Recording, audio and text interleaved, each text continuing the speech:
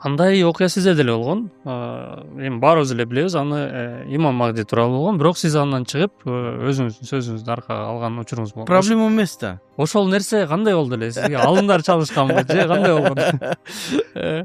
Эми биз Махдинин эшигин жапканбыз. Мен ошоло чыккам дагы айттым, эми ушундай боло турган болсо, мен көрбөгөн кээ бир китептер бар экен, ошол китептерде бар экен. Ушундай. Бирок ал деген нерсе ошол элдин ынтымагы үчүн кээ бир маселеден бир кадам алдыга бассаң, таштасаң, эки кадам аркага таштай тургандары бар. Аны менен мен кадырым түшкөн жок. Ал проблема эмес. Бирок адамдар ошону таң калдым да, ошону кээ бир адамдар болду. Сен тигинде Махдиди айтып кайтпадың беле? Сен дагы кайтасың да.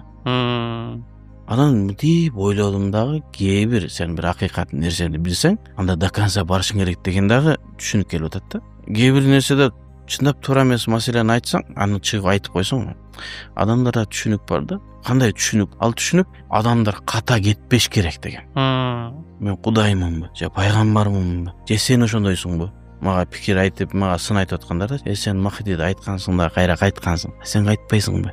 Сен Кудайсыңбы? Кудай гана, же пайгамбар гана айткан сөзүн кайтпайт да. Мен туура эмес айтып алыптырмын деп ал пайгамбар. Антейин десең, пайгамбарда деле кээ бир абалдар болгон да. Мисалы үчүн жана Ибн Умму Мактумга деле Абаса ва Тавалла деген Абаса сүрөсү түшкөндө эле пайгамбарыбыз туура эмес кылгандыгы үчүн Аллах Таала тарабынан аят түшкөн, сен туура эмес кылып атасың.